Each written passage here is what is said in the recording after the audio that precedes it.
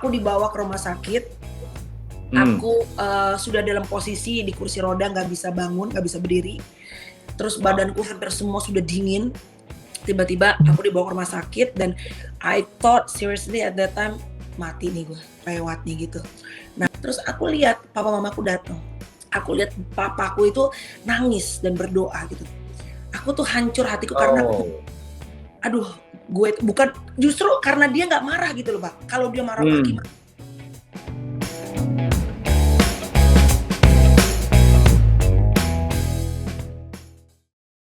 Selamat siang God Lovers, Shalom. Selamat datang dalam acara Diaspora TV Talk Show yang diadakan setiap hari Sabtu jam 1 siang. Hari ini Diaspora menghadirkan seorang narasumber yang sangat istimewa. Dia seorang entertain dan juga public figure kenamaan di Indonesia. Dan Tuhan pakai melalui dunia entertain. Tanpa berlama-lama lagi, mari kita sambut Melanie Ricardo. Shalom, selamat siang Melanie. Shalom Bapak, apa kabar, sehat?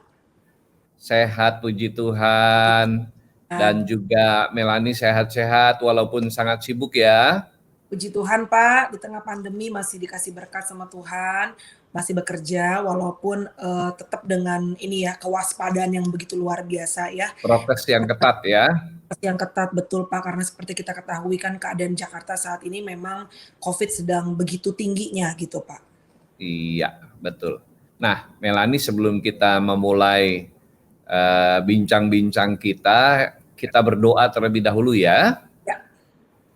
Terima kasih Tuhan untuk anugerah-Mu buat hamba-Mu Melanie yang Tuhan pakai menjadi saksi Tuhan di tengah-tengah situasi dan pandemi COVID di kota Jakarta.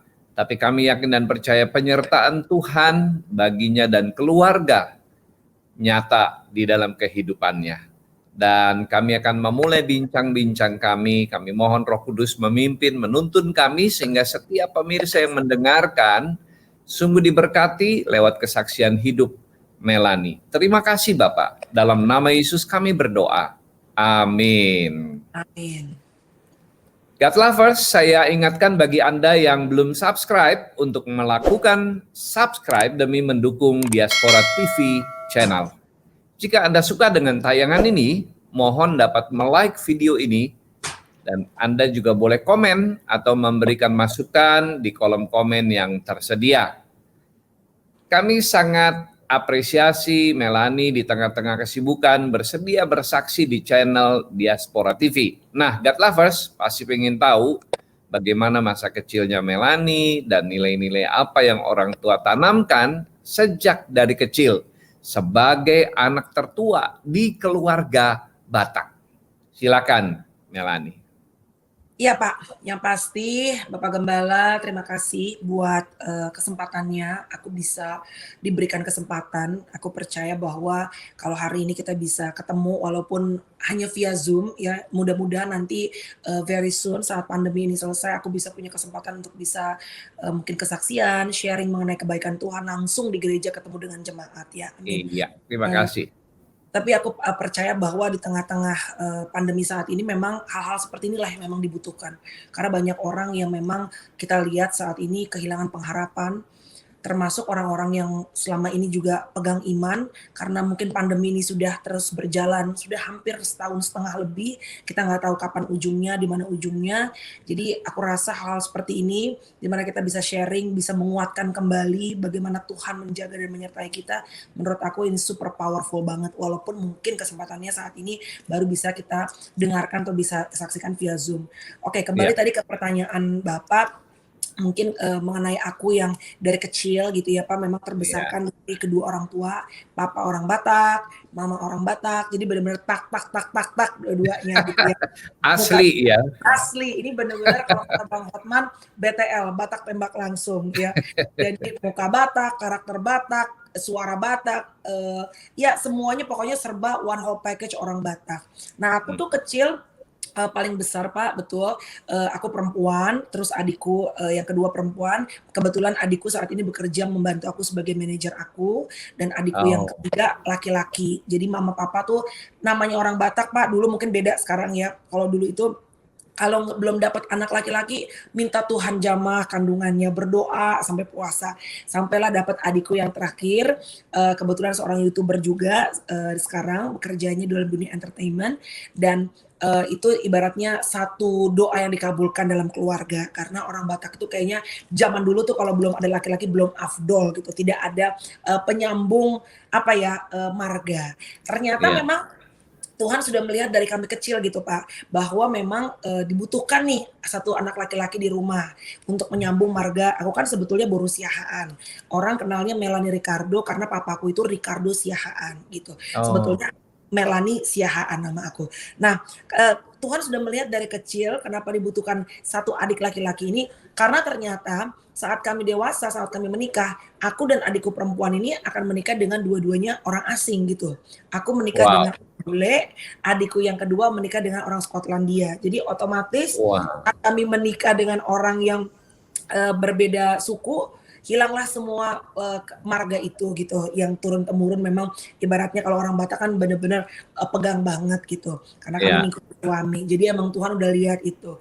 Nah dari kecil Pak, aku itu selalu senang ngobrol gitu Pak, senang ngomong. Nah, dari kecil itu aku sering banget dulu dipanggil di sekolah mamaku dan selalu dikasih notes di rapot aku, kurangi ngobrol di dalam kelas.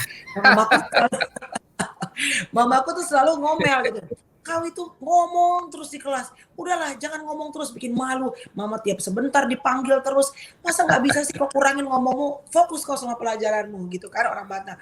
Nah, ternyata hal yang dulu mungkin sekitar 35 tahun ke belakang, 30 tahun ke belakang itu menjadi obstacle atau tantangan buat orang tuaku bahwa ini anak kok ngomong mulu sih di kelas.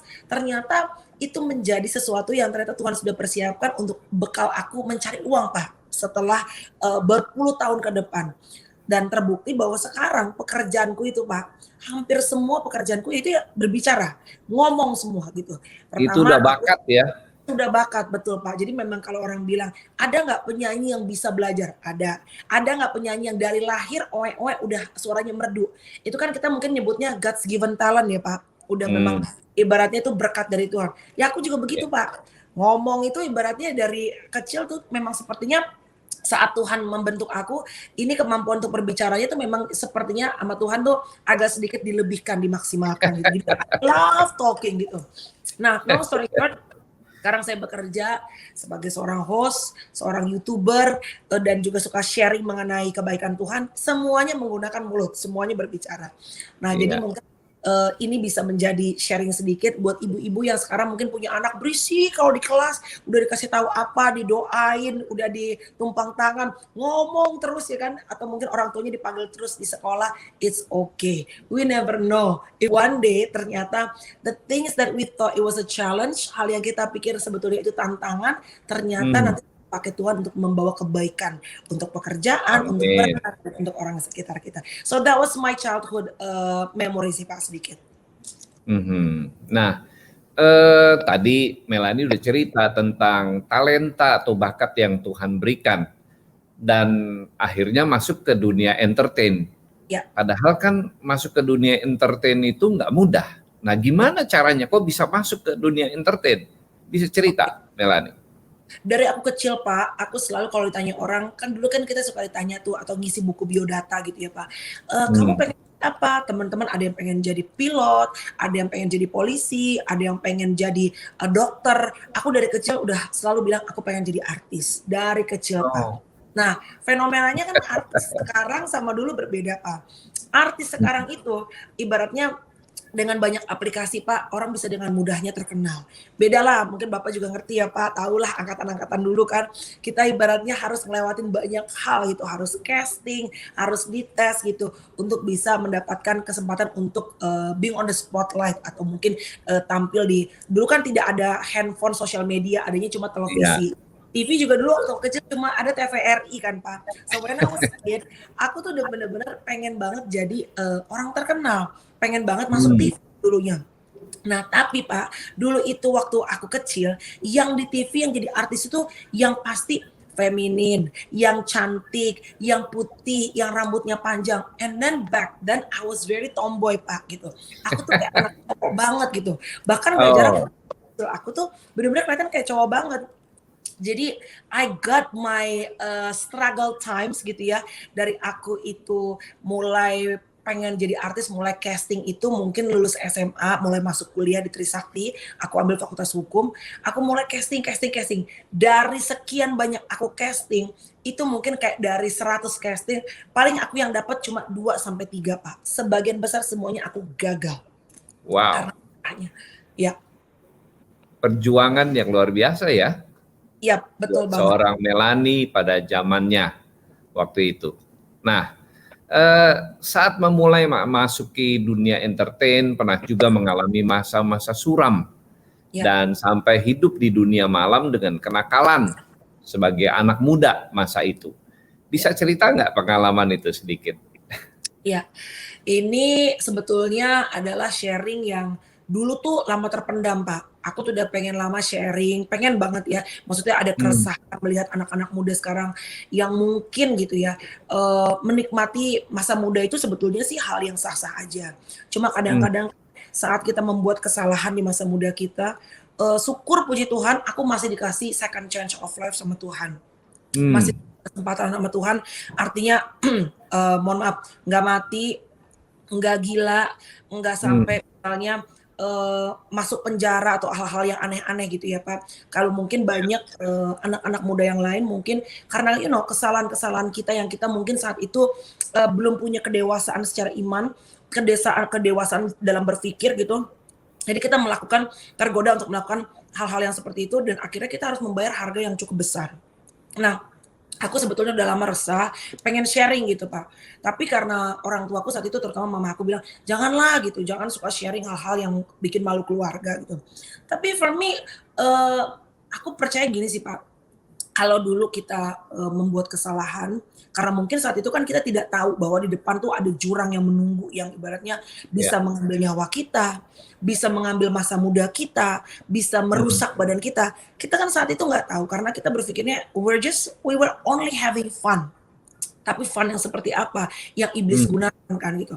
Nah buat aku percaya bahwa aku Melanie Ricardo saat ini di usiaku 40 tahun, with all my experiences, with all my wisdom, dengan segala kebijaksanaan yang akhirnya terbentuk, itu pasti karena kesalahan-kesalahan yang aku buat saat aku muda gitu. Nggak mungkin, and I would never change all my things in the past, karena buat aku, apa yang aku buat, kesalahan-kesalahan yang aku buat di masa zaman aku muda dulu, saat aku ngerasa aku udah hidup dalam Tuhan kok, tapi aku tetap juga dengan kehidupan malam, dengan, hmm, clubbing, dengan kenakalan-kenakalan aku. Jadi berjalan beriringan, Pak, gitu. Karena aku dari kecil, papa mamaku itu kan, orang Batak. Jadi dari kecil tuh memang kami, terutama papa aku ya, papa aku itu selalu, mengajarkan untuk kebaktian. Jadi sudah dekat sama Tuhan.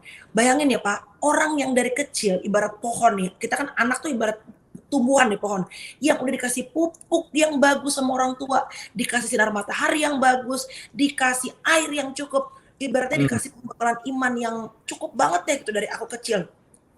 Saat besar tetap ada hajaran, ada ibaratnya ada serangga yang datang untuk ibaratnya merusak si pohon ini, ada angin yang berusaha untuk bikin si pohon ini tuh goyang gitu dari ya, akarnya. Dan buat aku kita nggak bisa menutup mata karena memang saat kita hidup dalam dunia sekuler, terutama anak-anak muda, sebutannya mungkin kalau orang bule bilang we were reckless lah gitu. Kita tuh ibaratnya belum sematang sekarang gitu ya. Jadi ya, banyak banget temptation, tantangan walaupun kita punya Tuhan Yesus gitu, tapi kita tetap melakukan hal-hal yang ibaratnya membawa kita kepada dosa yang akhirnya kita nggak sadar saat itu bisa merenggut nyawa kita seperti aku bilang, merenggut masa depan kita gitu. Padahal mama hmm, papa, keluarga itu sudah kasih pembekalan iman yang begitu luar biasa.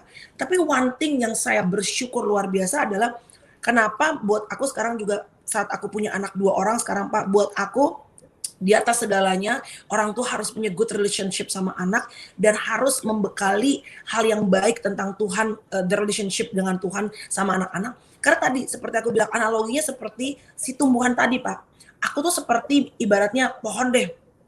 Saat aku udah tumbuh besar, ada serangga dateng, mungkin itu teman-teman yang mungkin beda value dengan aku, yang berusaha untuk ngasih tahu masukan yang berbeda, dan akhirnya merusak hal yang baik yang dari kecil mama papa sudah Hmm, tanam ke aku. ya, Ada angin yang bikin kita akhirnya tergoda, dari jalannya lurus, anak Tuhan, akhirnya ke kanan ke kiri, goyang-goyang deh tuh pohon. Tapi aku bersyukur apa? Saat dari kecil mama papa aku sudah kasih bagaimana hubungan yang dekat dengan Tuhan, memang pohon itu goyang Pak sesaat, sempat ke kanan, sempat ke kiri, bahkan mungkin beberapa daunnya sempat berguguran gitu ya, karena pohon itu sempat tidak sehat. Tapi at the end of the day, karena akarnya sudah kuat, akarnya sudah ibaratnya menjulang ke bawah dengan kekuatan, intinya adalah mungkin analoginya akar itu seperti iman kita dalam Tuhan, senakal-nakalnya kita muter ke sana ke sini, ternyata si akar ini masih bisa menghandle si pohon ini, walaupun dia goyang ke kanan ke kiri, dia sempat rontok daunnya, dia sempat busuk buahnya, dia nggak sampai benar-benar jatuh dan nggak sampai benar-benar mati. Karena balik lagi, akarnya itu sudah dikasih pupuk dari kecil sama mama papa, sama mungkin teman-teman di gereja, sama guru sekolah minggu. Jadi saat kita itu ibaratnya lagi ancur-ancurnya, nggak sampai tergeletak banget, nggak sampai itu hmm, tumbang banget, karena akarnya itu sudah benar-benar kuat. So for me, pembelajarannya adalah saat ini, aku tahu nanti saat anak-anakku besar, tantangan hidup akan lebih gila lagi sih, akan lagi super gila lagi. Jadi iya, dari sekarang aku melihat anak-anakku ini seperti aku analogikan balik lagi seperti pohon, aku pengen kasih pupuk yang tepat, sinar matahari yang cukup, aku airin dengan air yang baik supaya saat mereka tumbuh besar mudah-mudahan Tuhan kasih umur yang panjang dan aku bisa menemani mereka. Tapi at the end of the day kan kita orang tua nggak bisa 24 jam menjaga anak-anak. Biar akarnya yang berakar di dalam kasih Tuhan, pengenalan akan Yesus Kristus, ini yang membuat anak-anak walaupun tantangan seperti apapun dalam hidup mereka, godaan seperti apapun, mereka akan tetap nggak akan sampai ibaratnya roboh dalam kehidupan mereka, gitu sih Pak. iya, iya. Iya, ini sebuah kesaksian bagaimana Melanie menjalani hidup masa muda, tetapi apa yang ditanam oleh orang tua itu penting. Ini Ya, juga menjadi nasihat buat orang tua yang menyaksikan tayangan ini, ya betapa pentingnya menanamkan nilai-nilai rohani kepada anak-anak sejak mereka lahir di dunia ini sehingga mereka berakar. Dan ketika menghadapi tantangan, pohon mereka tidak rubuh, ya, tetapi tetap bertahan dalam anugerah Tuhan. Luar biasa. Nah, apa titik balik sehingga Melanie bisa kembali dan ya. bahkan Tuhan memakai Melanie lewat dunia entertain dan bisa melayani Tuhan? Oke. Saya itu dulu Pak, dari penyiar radio bertahun-tahun, mungkin ya itu dia, kadang-kadang kan hidup ini banyak hal yang kita, kepentok dengan masalah. Misalnya aku tadi Hmm. sempat cerita, aku casting berkali-kali, I was so good, I was so good. Aku bisa ngapalin skrip dengan cepat, tapi nggak pernah dapat kesempatannya, belum dapat saat itu. So I was very frustrated at that time dan iblis selalu masuk saat kita ngerasa kita tuh ibaratnya tidak dalam posisi, di-charge 100% dan bener-bener bisa koneksi bersama dengan Tuhan. Saat kita lagi drop, saat aku lagi drop kemarin, iblis Hmm. masuk. Iblis masuk dan bilang bahwa, you already prayed, udah doa sama Tuhan, udah minta dibukain pintu berkat sama Tuhan. Teman-teman yang lain udah sukses, teman-teman yang probably memulainya jauh, di belakang kamu, udah bisa dapat kesempatan atau mimpi yang kamu pengenin. Which is saat itu mimpi aku adalah kalau aku pengen pengen, being on TV, masuk TV dari sekian banyak casting nggak pernah dapet, sedangkan junior-junior aku atau teman-teman koleha aku udah pada masuk TV gitu. Terus iblis bilang, "Percuma aja, maksudnya lu ikut Tuhan, lu jalan Hmm. sama Tuhan, tetep aja jalan lu juga ibaratnya sama orang lain yang gak ikut sama Tuhan, enakan mereka," gitu. Nah mungkin saat kita lagi fully in charge in God, kata-kata itu nggak akan ngemakan di iman kita. Tapi saat Hmm. kita ngelewatin 1, 2, 3 kepentok terus, gagal terus, dan Lagi ngelihat lemah. orang lain, yes, ngelihat orang lain bisa ngedapetin apa yang menjadi mimpi dan doa kita, Hmm. kata-kata itu bisa ngemakan banget. So aku mulai pergi yang aku bilang tadi Pak, mabok dan segala macam gitu.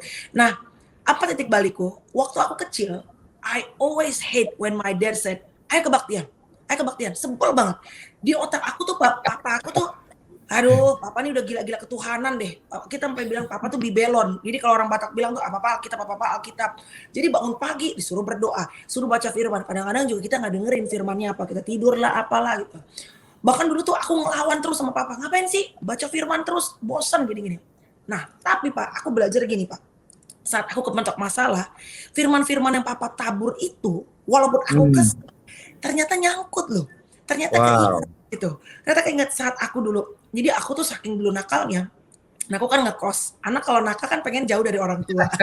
Pasti Iya, pengen iya. kabur. Sekarang begitu hidup udah lempeng, udah lurus, malah balik lagi, hidupnya pengen deket sama mama papa, maksudnya rumahnya deketan gitu. Dulu nggak Iya, bisa, kalau pengennya pokoknya jauh. Aku udah gede nggak pengen jauh, karena kan kita nggak pengen orang tua tahu apa yang kita lakukan, karena kita tahu iya. sebetulnya deep down inside our heart, kita melakukan hal yang berdosa gitu. Nah, aku tuh akhirnya sempet Pak lumayan lama, aku itu mengalami yang namanya paranoid. Nah, orang mungkin Oh, kalau dengar kata paranoid ya, itu mungkin mikirnya, "Ah, apa sih cuma paranoid aja," gitu. Tapi kalau orang normal mengalami benar-benar mental issue, jadi orang nih sekarang lagi pada heboh dengan mental health. Saya tuh udah lama Pak bermasalah sebenarnya dengan mental health dari mungkin saya udah 10 tahun, mungkin 15 tahun yang lalu. Jadi mungkin hmm. karena pengaruh hal-hal yang nggak baiknya aku lakukan di dunia malam ini, even saat aku udah selesai dari dunia malam ini, aku memutuskan karena ada satu masa di mana aku hampir mau mati. Mungkin ini titik Oh, balik nih, Pak. Aku hampir mau mati. ini Sudah karena drugs atau? karena kenakalan lah, Pak, ya. Sebut saja karena Oh, kenakalan-kenakalan saya di oke. dunia malam. Aku dibawa ke rumah sakit. Hmm. Aku sudah dalam posisi di kursi roda, nggak bisa bangun, nggak bisa berdiri. Terus Wow. badanku hampir semua sudah dingin. Tiba-tiba aku dibawa ke rumah sakit dan I thought seriously at that time, mati nih gue, lewat nih gitu. Nah, Hmm. di situ aku minta, waktu itu pacar aku yang sama bandel juga sama ya biasa kan kalau yang bandel kan pengennya bareng sama yang bandel kan ya. Aku bilang, "Please telepon mama papa," aku bilang, "Kalaupun aku mati di sini, at least mama Hmm. papa ada di sini nemenin gue," aku bilang gitu. Si pacarku ini bilang, "Lu gila kali, lu kalau mama papa tahu lu mabok gini gimana?" Karena mama papa nggak pernah tahu, Pak. Taunya kan Hmm. kerja, punya radio apa segala macam. Terus aku bilang I don't care. Yang penting if it's something bad happen to me, I know that my mom and my dad will be right here with me. Karena aku pikir ini aku pasti lewat nih. Nah setelah aku dikasih info segala macam, tiba-tiba badanku jadi bisa hangat lagi. Terus aku lihat papa mamaku datang. Mereka kaget, loh kenapa? Ini anak taunya kerja, siaran radio, kok Hmm. bisa begini? Udah hampir kayak mau mati. Nah aku lihat di situ pemandangan yang benar-benar luar biasa. Papaku itu kan bukan orang Batak tuh, mungkin jarang ya Pak. Aku mungkin mungkin ada yang ekspresif, deket sama anaknya mungkin ada. Tapi kayaknya mostly bapak-bapak orang Batak tuh they love their kids, tapi susah untuk mengekspresikan cinta dan kasih sayangnya. Datar So my gitu ya. iya, so my dad itu always I know that he loves me very much, tapi nggak Hmm. pernah yang peluk, nggak pernah yang misalnya Oh. aku achieve satu hal yang baik di sekolah, bagus sayang, I'm so proud of you. Nggak ada tuh. Ya nggak tahu mungkin Hmm. tuh orang tua milenial kan sekarang udah jauh berubah tuh. Maksudnya sentuhan fisik, kata-kata tuh penting. Kita udah mengerti Iya. sekarang. Kalau kayaknya orang tua zaman dulu tuh yang penting sayang udah apalagi bapak-bapaknya gitu. Dan bapakku tuh orang yang bener-bener dingin dan cool. Ya pokoknya itu kebaktian, baca firman, kebaktian, baca firman. Hmm. Nah, aku lihat saat itu saat aku hampir mati itu, aku lihat di pojokan rumah di kamar rumah sakit itu di UGD, aku lihat papaku itu nangis dan berdoa gitu. Aku tuh hancur hatiku karena Oh. aduh, gue bukan justru karena dia nggak marah gitu loh, Pak. Kalau dia marah, "Wah Hmm. gimana? Kau kurang ajar, apa yang kau lakukan?" Mungkin aku jadi ngelawan lagi karena I was Hmm. so rebel gitu back then. Anaknya ngelawan banget aku dulu. Tapi karena dia nangis, terus aku gila, what have I done gitu loh. Gila, my dad hatinya udah hancur banget sampai dia nangis, sampai dia nggak bisa ngomong gitu. Nah itu Hmm. titik baliknya aku bilang sama Wah. Tuhan berhenti total. Dan since that time di rumah sakit, aku berhenti total semuanya. Nah, Hmm. kecuali rokok ya Pak, kecuali rokok masih lanjut. Nah, tapi saat berhenti total pun ternyata sama Tuhan masih dicoba. Yaitu aku bilang, aku lumayan lama mungkin sekitar 2-3 tahun aku tuh paranoid parah sampai sudah Hmm. jadi gini, mungkin orang-orang bingung, paranoid itu gimana sih Kamel? Kalau aku nge-MC Pak, ketemu Hmm. orang, kan orang taunya Melanie Ricardo si lucu, selalu ceria. Orang nggak ada yang tahu bahwa aku tuh dealing dengan mental issue. Jadi Hmm. kalau di panggung, aku bisa ketawa, pokoknya bisa full konsentrasi. Nah saat selesai, kan otak kita harusnya rest, istirahat. Otakku nggak bisa istirahat. Dia terus berputar, anxious, ketakutan, without any specific reason. Jadi ketakutan, sampai nangis, sampai gemeteran, Heeh. tapi nggak ada penyebabnya. Nah itu Oh, pengaruh toksik yang begitu banyak ya di otak gitu. Nah iya. aku ke dokter, aku ingat kan aku sampai pernah ke almarhum Dadang Hawari, psikiater, dikasih obat. Aku ke name it deh kemana-mana, sampai ke orang pinter Pak, ke dukun, Hmm. dimatiin segala macam. Karena nggak bisa tidur dan aku pernah pulang gemeteran, bener-bener gemeteran, kakinya goyang-goyang. Mamaku kan bingung, maksudnya menghadapi ini kenapa anak ini jadi begini gitu dan Hmm. nggak bisa berteman layaknya normal karena ketakutan terus gitu. Iya. Nah, semua hal dicoba Pak, everything I've done untuk bisa nyembuhin aku dan aku nggak bisa tidur juga. Tapi pada akhirnya yang menyembuhkan aku adalah aku surrender. Karena kan aku takut gila. Aku takut. Hmm. I was so worried back then kalau aku tuh akan jadi gila gitu. Ntar gue nggak bisa kerja atau Hmm. gue gitu apa. Akhirnya aku surrender, bener-bener berserah di kaki Tuhan. Karena ke dukun udah, ke dokter udah, kemana-mana udah, nggak sembuh-sembuh juga nih gitu loh. Ya ada perbaikan tapi nggak sembuh total. Akhirnya aku bersujud di bawah kaki Yesus, aku bilang, God, I made mistakes, so many mistakes. Aku minta ampun Tuhan dan aku berserah pada Tuhan. Kalau aku mau gila Hmm. ya terserah Tuhan. Kalau aku misalnya memang pun aku akan seperti apa ke depan ya udah terserah sama Tuhan. Aku udah nggak mampu gitu loh handle ketakutan aku dan kekhawatiran aku. So I Hmm. surrender in your hands Jesus gitu. Aku percaya bahwa you are the healer, Tuhan yang bisa menyembuhkan. Orang mati aja Tuhan bisa sembuhkan, bisa bangkitkan. Masa aku yang Amen. ibaratnya udah come to you, redeem all the sins yang aku udah lakukan, masa Tuhan gak kasih second chance for me? Berangsur pelan-pelan dipulihkan Tuhan. Sampai puji Tuhan sampai saat ini aku bisa bilang kayaknya aku udah benar-benar terlepas 100% dan Hmm. makanya sekarang mengerti kalau orang ngerasa I have mental problem. I can totally understand karena itu nggak bisa Hmm. kelihatan di luar. Nobody thought at that time. Nggak akan ada yang nyangka bahwa Melanie itu saat nggak di panggung tuh ketakutan, nangis sampai begitu.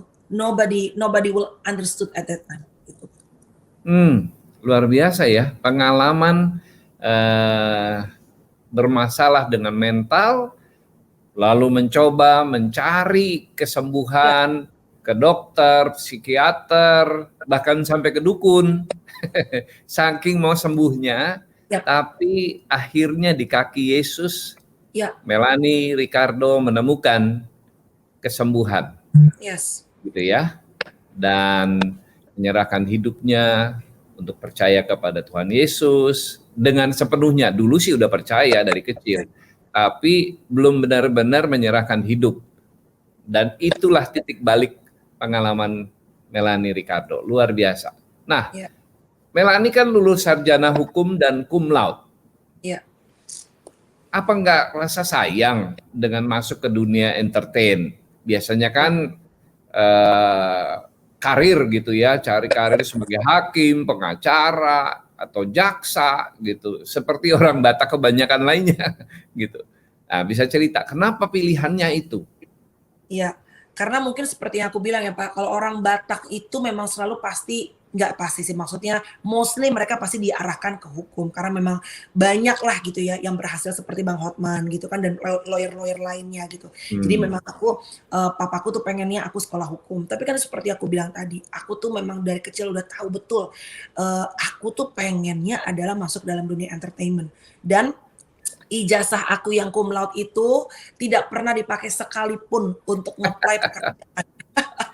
Itu lucu banget. Jadi ke sekolah ya tapi semuanya kan sekolah apapun itu pasti baik ya, itu membentuk karakter kita.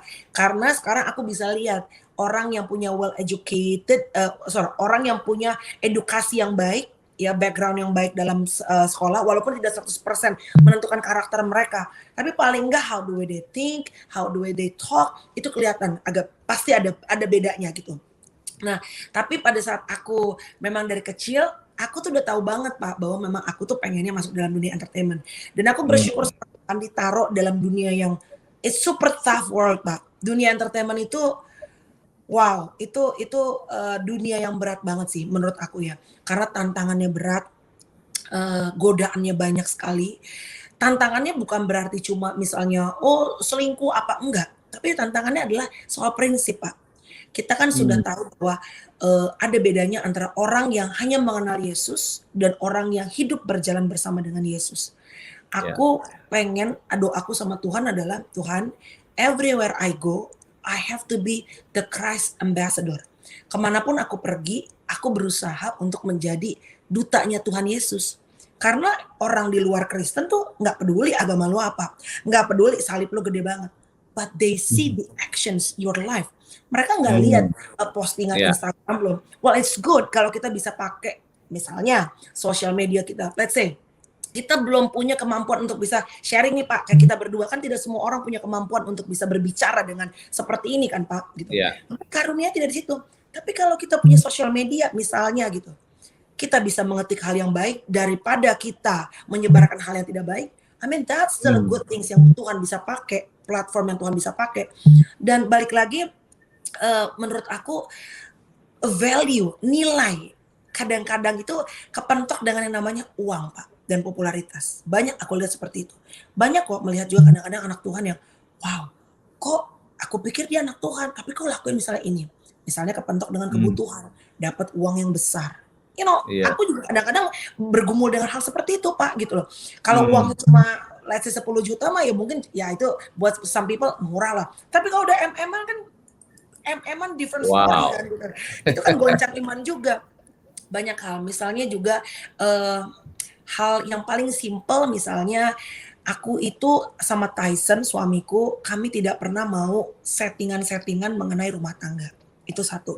Padahal sebetulnya kalau kami mau settingan rumah tangga, you know, sekarang ini Pak dunia industri ini tuh kalau settingan itu hal yang udah biasa Pak. Biasa sekali gitu. Tapi buat kami adalah gini, buat aku pengen kerja itu supaya misalnya aku sharing di YouTube aku gitu. Tidak semua yang viral, yang lagi viral itu aku pasti ajak untuk aku buat vlog di YouTube aku. Karena ada nilai baik nggak yang bisa aku sharing, yang bisa aku dapetin. Walaupun mungkin yang viral, yang mohon maaf Pak, yang kadang-kadang yang ngaco-ngaco, viewersnya banyak. Tapi aku selalu tanya ke hatiku, is it gonna make Jesus happy to see this? Ini akan nyenangin hati Tuhan nggak saat aku upload kayak gini? Dan itu beberapa kali Pak, aku juga kehajar dibentuk sama Tuhan. Misalnya, dari Tuhan, you know, kita kan suka nego sama Tuhan. Dari Tuhan lagi ada yang viral nih gitu. Pengen ikutan untuk naikin AdSense, viewers juga. Aku bikin. Saat aku bikin, aku upload. Tahu nggak Pak, apa yang paling kerasa? Kalau kita udah jalan biasa sama Tuhan, terus kita lakuin sesuatu yang kita tahu, nih kayaknya Tuhan nggak approve dari bagian damai sejahtera diambil, bener nggak? Jadi saat kita upload, kok nggak damai sejahtera ya? And I hate that at that time. Kok orang dunia bisa ya ngupload yang ngaco-ngaco, maki-maki orang, kok bukan? And they can sleep okay gitu loh. Dulu aku tuh ngerasa sebel gitu, Tuhan, I hate this feeling gitu. Masa gue ngupload yang dikit aja Tuhan, ayo dong nego-nego dikit dong Tuhan. Damai sejahteranya tuh hilang. Dan saat aku take down videonya, itu damai sejahteranya balik. Cause I know that I'm doing the right thing gitu. Jadi aku tuh selalu kalau sama Tuhan tuh gitu, pokoknya kalau ditanya, Kak, di mana lo tahu bahwa ini diizinkan Tuhan, ini nggak diizinkan Tuhan? Kan kadang-kadang Tuhan nggak selalu bicara. Ya melalui itu damai sejahtera. Kalau kita ngupload sesuatu, kita ngomong sesuatu ke orang, kita nggak ngerasa damai sejahtera. It means the Holy Spirit is actually talking inside of your heart. Gitu sih Pak kalau aku rasa. Iya. Ada dua hal. Prinsip dan damai sejahtera. Ya. Kalau melanggar prinsip, hilang damai sejahtera. Betul. Gitu ya, kesaksian yang dialami oleh Melanie sehingga semakin peka dengan suara Tuhan begitu. Ya. Dalam kehidupan sehari-hari di dunia entertain. Karena boleh dibilang ya dunia entertain itu sebagiannya dalam tanda petik tipu-tipu gitu ya. Dunia tipu-tipu. Maksudnya ya diatur sedemikian rupa supaya orang tertarik begitu kan. Ya, tapi buat Melanie prinsip itu tidak boleh dilanggar karena kalau dilanggar itu akan menghilangkan damai sejahtera. Betul Pak. Luar biasa. Nah, kalau boleh tahu ilmu di dunia hukum yang dipelajari bertahun-tahun itu bisa diaplikasikan nggak di dunia entertain? Ya, pasti bisa. Misalnya yang simpel kontrak Pak, aku jadi ngerti kontrakku seperti apa supaya aku tidak misalnya kontraknya berat sebelah. Jadi klausula-klausula hukum kan bahasa-bahasa hukum nih kadang-kadang kan bahasanya kan unik ya kalau orang awam mungkin tidak, bergerak dalam dunia hukum kan kadang-kadang bingung. Nah aku, Iya. mungkin nggak dalam mengerti karena kan aku tidak dalami lagi hukum setelah aku lulus kuliah dari Trisakti. Tapi, paling nggak jadi tahu, itu yang paling simpel di permukaannya. Kemudian sekarang ini kan kita berhubungan saat kita ngupload segala macam itu artis sangat erat dengan undang-undang ITE, Pak, iya kan. Ini Hmm. jadi masalah gitu. Nah mungkin kita juga jadi aku tuh bahkan sekarang lebih super hati-hati gitu loh, Pak, atas Hmm. apapun yang aku upload karena ya dengan undang-undang ITE ini kita harus benar-benar bisa bertanggung jawab nih dengan apa setiap konten yang kita upload gitu.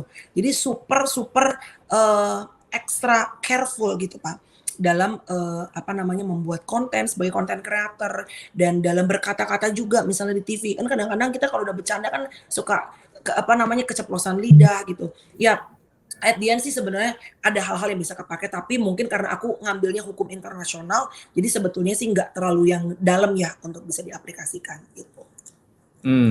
Iya, baik. Jadi ada hubungannya dan bisa digunakan di Ya, dunia entertain ya. Nah, betul. bisa cerita apa yang membuat Melanie bisa tetap eksis di dunia entertain tanpa takut bersaksi bahwa Melanie adalah pengikut Kristus? Ya, Kan ada rasa, wah nanti kalau orang-orang tahu saya ini Kristen, saya ini pengikut Kristus, wah nanti ada orang-orang yang mereject gitu ya, menolak saya gitu. Nah, bisa ceritakan kenapa bisa tetap eksis ya, walaupun Melanie tetap bersaksi bahwa Melanie adalah anak Tuhan. ya. Yang pertama, kenapa bisa eksis, aku udah jadi artis sekarang udah hampir 10 tahun, Pak, 10 tahun lebih lah ya. Hmm, Itu belum termasuk saya jadi penyiar radio. ya. Kalau ditanya banyak nggak, artis-artis baru bermunculan? Banyak banget, Pak. Banyak nggak yang lebih cantik? Banyak banget, Pak. Yang lebih Hmm, muda? Banyak banget. Apalagi dengan aplikasi TikTok, YouTube, Instagram, ini yang baru-baru bermunculan all the time. Nah, aku juga kadang-kadang questioning this ya, mempertanyakan, kok bisa eksis sampai sekian lama gitu dan masih aktif ya, Pak, bahkan di tengah pandemi, aku masih punya program yang jalan terus gitu, beberapa program. I think, that's by the grace of God sih, kasih karunia Tuhan. hmm. Nggak mungkin kalau aku usaha sendiri dengan aku yang udah punya anak 2 yang udah nggak muda-muda banget, terus kalau dibilang lucu, banyak yang lebih lucu, dibilang cantik, aduh banyak bener yang lebih cantik gitu. Karena kan aku juga cakepnya average lah rata-rata, nggak jelek-jelek banget, tapi nggak cakep-cakep banget juga. So I think it was grace of God. Aku pernah bahas dengan Yosi Project Pop bahwa Ah, MC itu kan banyak ya Pak, sama mungkin pendeta ya, juga kan banyak kayak gitu ya. ya. Nah kenapa sih kok kita bisa dapat pekerjaan, dipanggil orang? Aku percaya banget itu Holy Spirit yang bisikin kepada TV, kepada klien, Hmm, misalnya mereka lagi meeting nih, ada program baru. Itu Holy Spirit tahu bahwa, oh ada anak Tuhan nih yang butuh pekerjaan. Holy Spirit yang bisikin, coba telepon Melanie Ricardo, dia lagi cocok nih dengan program ini apa segala. Jadi tiba-tiba mereka ya, bisa ya. telepon gitu, karena aku ngerasa banyak banget kan Pak saingannya gitu. Hmm, Kenapa bisa aku yang dapat? Definitely, udah pasti, nggak mungkin nggak. Itu adalah kasih karunia Tuhan. Dan tadi kenapa berani untuk bersaksi? Well, aku ngelihat banget 40 tahun aku hidup, Pak. Kalau nggak disayangin Tuhan, kalau not hmm. by the goodness of God yang menyertai aku, kebaikan Tuhan yang menyertai langkah kakiku. Dari dulu gue udah mati. Dari dulu kalau nggak gue udah ngaco, udah mungkin udah gila, udah kemana-mana. Nggak Ya. akan mungkin ya aku jadi Melanie Ricardo sekarang yang banyak orang bilang, Kak, I look up to you. Thank you ya. Tapi gue banyak banget, I made so many mistakes. Dan kalau nggak karena kebaikan Tuhan yang menolong aku, tangannya Tuhan. Beberapa kali aku pernah mau kecelakaan, lagi mabok again gitu ya Pak, udah di tengah jalan tol. Kalau nggak ditolongin Tuhan kan, today I cannot talk with you Pak gitu. Jadi aku ngerasa kalau aku masih bisa hidup sampai saat ini, itu cuma karena kebaikan Tuhan banget deh gitu. Dan masa Amin. sih Tuhan segitu baiknya di tengah pandemi, aku kemarin Covidku berat, Hmm. bisa lewat sama Tuhan, bisa sehat lagi, bisa kerja lagi. Dari Puji Covid Tuhan. aku mendeklar ke masyarakat, I got Covid gitu.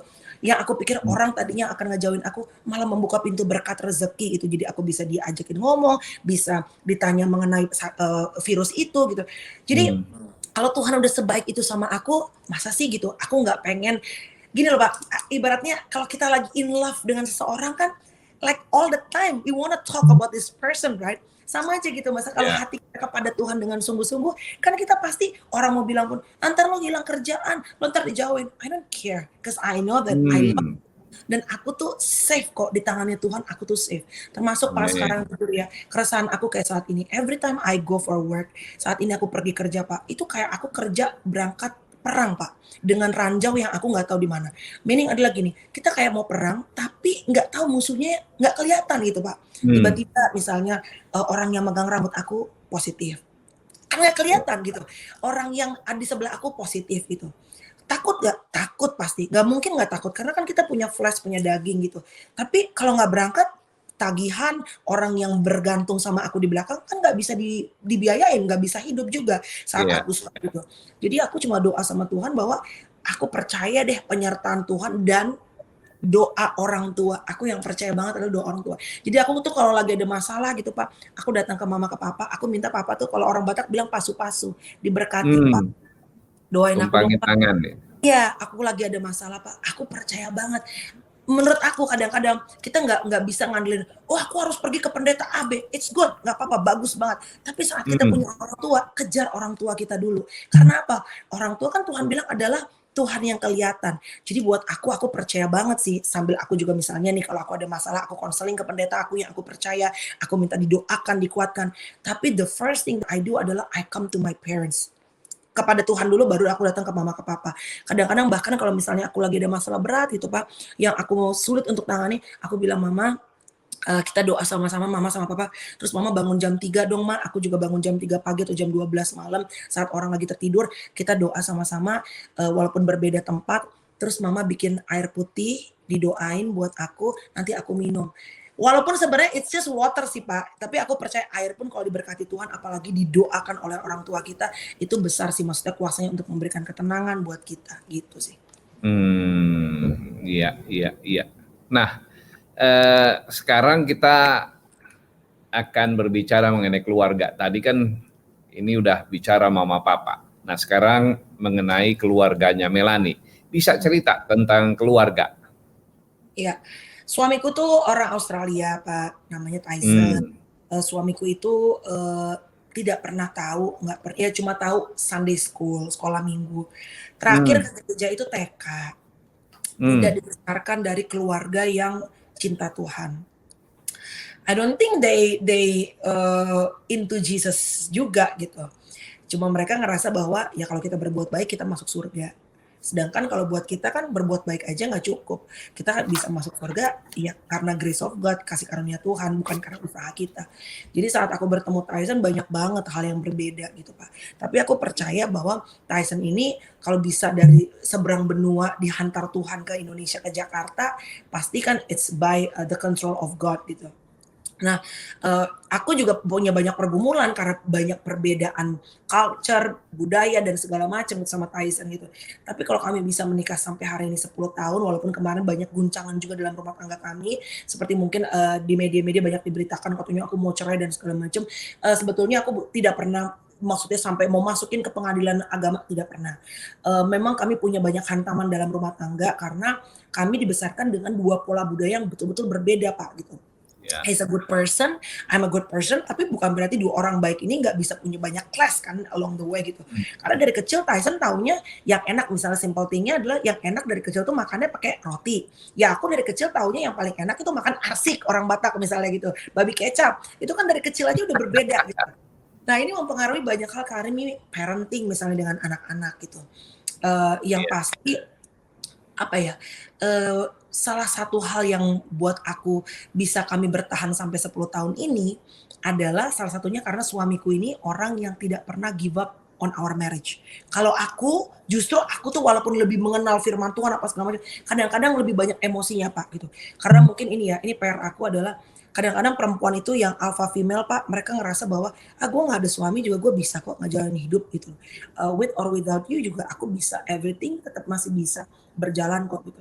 Tapi suamiku ini orang yang sekalipun nggak pernah ngomong bahwa, kita berpisah apa segala macam.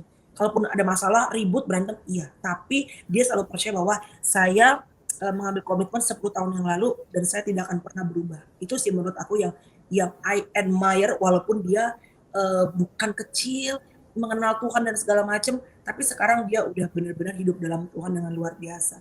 Jadi kalau kami Wah. bisa 10 tahun lebih, hampir 11 tahun ini dengan orang Batak yang keras kepala ini Pak, dan orang Australia yang ngomong kenceng banget suaranya, perbedaan budaya luar biasa. Ini juga perjuangan kami ibaratnya kalau nggak dibantu Tuhan sih, aduh, udah pasti kelar deh di 3 tahun, 4 tahun pertama sih gitu Pak. Iya, iya. Nah, eh menarik cerita tentang Tyson, suami dari Melanie. Mau tanya di mana dan kapan ketemunya. Tapi sebelum dijawab, kita akan saksikan terlebih dahulu informasi berikut ini.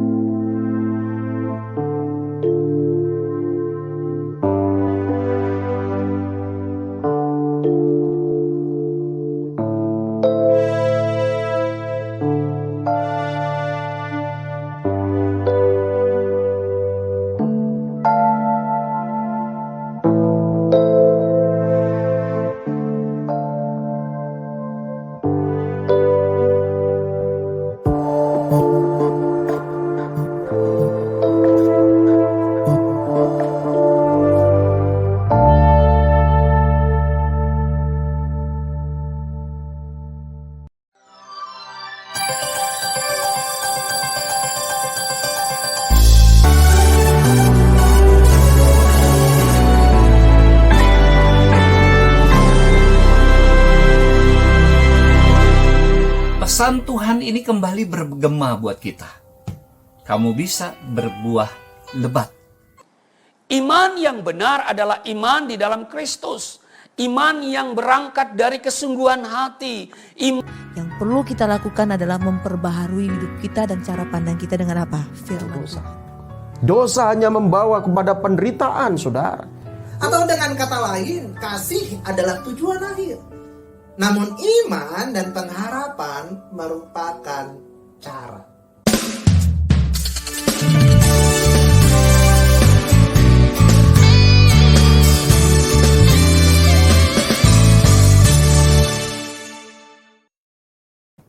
Kembali lagi bersama dengan Melanie Ricardo, Diaspora TV Channel. Silakan Melanie. Iya. Nah, aku ketemu sama suami itu Pak, itu juga lucu. Aku tuh udah pacaran kan, misalnya dulu ya berganti dengan beda iman, beda keyakinan. Sampai akhirnya aku lengkapin, apa tuh bahasanya diloncatin, dilangkahin bener sama adik aku menikah duluan. Nah, saat adik aku tuh menikah, MC-nya aku lagi, udah aku dilangkahin, aku yang jadi orang-orang pada nanya, kakaknya kapan nikah nih? Umur udah 29 kan, pacar beda keyakinan. Udah pasti mama papa kan gak setuju gitu. Jadi aku tuh doa sama Tuhan, aku bikin kertas Pak, ini aku sering sharing juga sih mengenai ini untuk yang para masih jomblo. Aku bikin kertas, 10 hal yang aku pengenin dari laki-laki yang aku pengen jadi suami aku. Udah pasti satu kan sayang Tuhan, cinta Tuhan, seiman, sevisi. Apalah tulis deh semua. Sampai aku tulis tuh Pak, botak rambutnya. Bener-bener semuanya dapat 85% deh. Nah kertas itu aku taruh dalam Alkitab. Tiap hari aku berdoa. Sekitar mungkin 6-7 bulan aku dikenalin sama teman aku yang teman aku kebetulan sekolah di Australia. Nah, dikenalin, kami ngobrol, ya udah nggak lama 1,5 tahun long distance relationship kami menikah. Jadi itu adalah jawaban dari kertas yang aku tulis selipin di dalam Alkitab gitu. Wow. Walaupun berbeda tempat, waktu itu Tyson masih di Aussie. Ya, Tyson masih masih di Melbourne Pak. Gitu. Akhirnya dia pindah ke sini. Tapi akhirnya Tuhan bisa pertemukan keduanya, luar biasa. Nah, bagaimana Melanie dan Tyson bisa menjaga komitmen di hadapan Tuhan, sekalipun beda budaya, dan juga dua-duanya sama-sama public figure, ya, tapi tetap menjaga komitmen pernikahan dan juga menjaga keutuhan keluarga dan mendidik anak-anak dengan nilai-nilai Kristiani. Bisa cerita tips ya? Kalau aku Aku tahu bahwa PR-ku Pak, homework aku dari Tuhan itu adalah aku harus patuh sama suami. Karena aku melihat Hmm. banyak, yang tadi aku bilang ya, alpha female, perempuan-perempuan yang sukses di luar, punya kesulitan untuk bisa tunduk sama suami. Apalagi kalau misalnya dia merasa bahwa secara prestasi suaminya mungkin, tidak secemerlang dia, gitu. Aku lihat Hmm. banyak seperti itu. Dan ini juga menjadi PR buat aku. Karena saat aku dulu memutuskan menikah sama Tyson, kan memang Tyson, tadinya bekerja sebagai, atlet basket di sana. Tapi dia, memutuskan untuk, oke, give up, karir basketnya untuk pindah ke sini. Karena kalau aku pindah ke Australia, mimpiku kan dari kecil pengen jadi artis, tadi balik lagi, Pak. Sulitlah kalau aku untuk harus, bisa Iya, iya. siaran radio, bisa siaran radio orang Indonesia. Paling jadi barista, paling kerja di kafe kopi gitu kan. Akhirnya dia Iya, bilang, iya. "Oke, karena karir kamu bagus di sini kita pindah." Jadi dia memutuskan untuk pindah ikut aku di sini. Nah, along the way mungkin kan karena mungkin bahasa bukan menjadi, yang utama buat Tyson di sini, bukan mother language-nya, pasti kan aku secara karir lebih berkembang gitu kan, dalam dunia entertainment gitu. Nah, ya itu, aku tahu bahwa PR aku itu adalah aku harus patuh sama dia. Karena kalau di luar kan aku banyak memimpin, Pak. Misalnya dengan pegawai-pegawai aku mimpin sebagai bosnya mereka, aku Ya. yang lead mereka. Dalam mungkin, pelayanan juga kan mungkin suka beberapa mungkin punya adik-adik rohani aku juga pimpin gitu. Tapi saat pulang ke rumah kan ini menjadi homework yang, continuous every day and it's not easy honestly untuk bisa obey dan patuh sama suami gitu. Nah ini menjadi, PR aku, selalu yang mungkin papaku tuh selalu ingetin adalah harus menjaga damai sejahtera di rumah. Karena kalau ada damai, di situlah Tuhan curahkan berkat. Walaupun I'm telling you Pak, it's not always easy, tapi mungkin kenapa kalau sampai saat ini yang membuat masih bertahan dalam pernikahan ya, yaitu nilai-nilai yang tadi dibangun sama orang tua. Mungkin kalau misalnya nilai itu tidak kuat dan aku tidak melihat example yang baik mama papa, walaupun mereka juga suka ribut dulu, tapi mereka bertahan sampai sekarang saling menemani sampai masa tua. Mungkin aku juga di tengah-tengah udah menyerah gitu, tapi karena Hmm. support system mama papa dan again kebaikan Tuhan yang memimpin. Kalau tiap misalnya mau bikin sesuatu, ya itu suara Roh Kudus kan ngingetin, "Ayo, masa anak Tuhan begitu? Masa orang udah melihat kamu menjadi good display daripada, eee, kebaikan Tuhan, terus kamu mau lakuin hal yang mungkin banyak orang yang look up to you akhirnya jadi kecewa." Ada tuh Pak yang kayak Hmm. gitu-gitu. Jadi, pas kemarin tahun lalu tuh aku kan, ada apa namanya, pergumulan berat lah sama Tyson. Itu saat aku pengen menyerah juga salah satunya adalah aku berpikirnya bahwa orang-orang yang tadinya mungkin nggak terlalu percaya dengan pernikahan itu bisa langgeng, apalagi dunia artis yang mungkin banyak kawin cerai. Masa lo mau kecewain orang-orang yang mungkin selama ini sudah senang Hmm. support kamu. Ada hal seperti itu yang akhirnya menjadi pengingat gitu, Pak. Iya. Diingatkan supaya tidak jadi batu sandungan buat orang lain begitu ya. Dan Roh Kudus yang memberikan kekuatan pastinya. Nah, anak-anak ini kan dibesarkan oleh dua orang tua yang punya budaya berbeda nih. Nah, gimana titik temunya dalam mendidik anak-anak? Iya, yang pasti sih, lebih banyak mungkin ke arah Bataknya, karena kan mereka tinggal di Oh. Indonesia, terus opungnya juga selalu hands on, Pak, kalau aku nggak bekerja. Hmm. Karena kan, memang kita punya neni, ada mbak, tapi, tetap opungnya selalu kontrol gitu. Tapi, nilai-nilai yang lain misalnya nilai, Australia tuh apa ya, orang bule tuh misalnya kemandirian gitu, itu aku berusaha untuk, terapkan ke anak-anak. Walaupun mungkin di anak pertama nih agak susah, karena mungkin anak pertama, cucu pertama, wah semuanya sayang, apa segala macam, semuanya pengen Iya. membantu. Tapi di anak kedua kita kan udah punya pengalaman, jadi anakku yang kedua ini lebih mandiri gitu, dibandingin anak yang pertama. Anak pertama trial and error lah ibaratnya dengan parenting-nya gitu. Iya, iya. Tapi di atas segalanya, kalau buat aku bahasanya boleh campur-campur, ya budaya boleh campur-campur, tapi ya kalau soal keimanan itu udah nggak bisa campur-campur lah. Itu Hmm. harus hal yang paling prinsip, Pak. Karena sekarang kan kita buka handphone aja anak-anak kita nggak tahu isinya bisa macam-macam kan gitu, tantangannya, godaannya Iya. lebih lebih mengerikan lagi gitu. Jadi kalau nggak punya pegangan dalam Tuhan sih, buat aku sih hal yang sangat mengerikan gitu untuk ke depannya, gitu paling. Dalam soal budaya yang bagus dari orang Batak, yang bagus dari orang Australia itu diterapkan ke anak. Betul, Tapi soal iman, percaya kepada Kristus, takut akan Tuhan itu yang utama ya. Yes, benar. Baik, luar biasa. Nah, sebagai penutup, apa yang akan Anda pesankan kepada God lovers, pemirsa Diaspora TV? Silakan Melanie. Hidup makin hari bukan semakin mudah gitu ya. Apalagi kita lihat dengan pandemi ini, life is tough. Dan Tuhan juga menjanjikan it cannot always be rainbow. There must be storm coming along the way. Dan buat aku menjaga kualitas relationship hubungan yang dekat dengan Tuhan, it's very important. It's not even important, it's super important now. Karena buat aku kita buka sosial media menakutkan beritanya.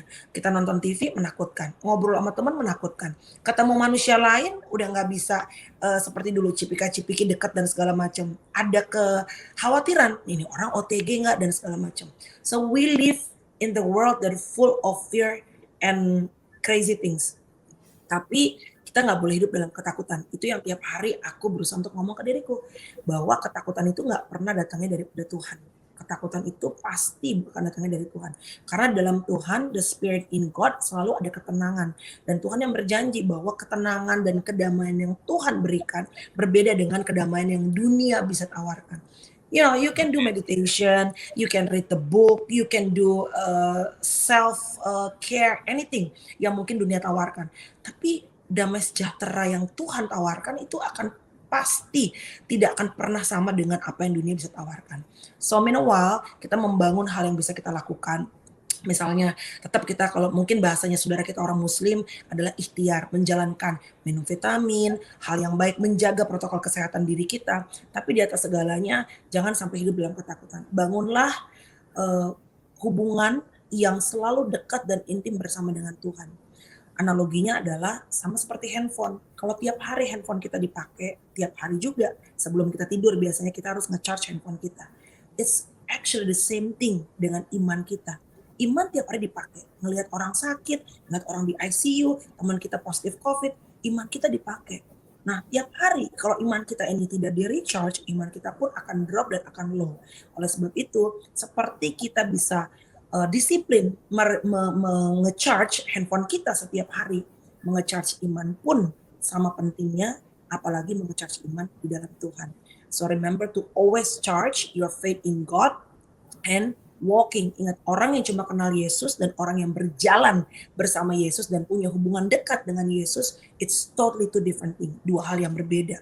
Kita bukan cuma mengenal, tapi kita tahu betul sosok pribadi Yesus yang selalu bersama dengan kita. So do not live in fear, surrender to God, and don't forget every day build your intimate relationship with God. Not only charge your phone, charge your faith. Amin. Amin. God lovers, ya, sangat menarik perbincangan kita dengan Melanie Ricardo. Ya, saudara tidak akan bisa dapatkan isi perbincangan ini ketika nonton di televisi, ketika menyaksikan tayangan-tayangan Melanie Ricardo. Tetapi saat ini Melanie Ricardo dengan terbuka menceritakan hal-hal yang menjadi kesaksian bagaimana perjalanan hidupnya dengan Tuhan bersama dengan keluarga. Sayangnya kita sudah harus selesaikan bincang-bincang kita dengan beliau karena sudah ditunggu ada tugas lain. Terima kasih sekali lagi kepada Melanie Ricardo yang sudah berkenan hadir hari ini. Tuhan memberkati. Terima kasih Bapak, God bless you, sehat ya Pak, panjang umur kita, amin. Amin. Terima kasih juga kepada God lovers yang setia menonton Diaspora TV Talk Show. Semoga tayangan ini bermanfaat bagi Anda semua. Terus kami ingatkan jangan lupa like, subscribe, share, dan komen. Sampai jumpa. Tetap jaga protokol kesehatan. Tuhan Yesus memberkati Anda semua. Shalom.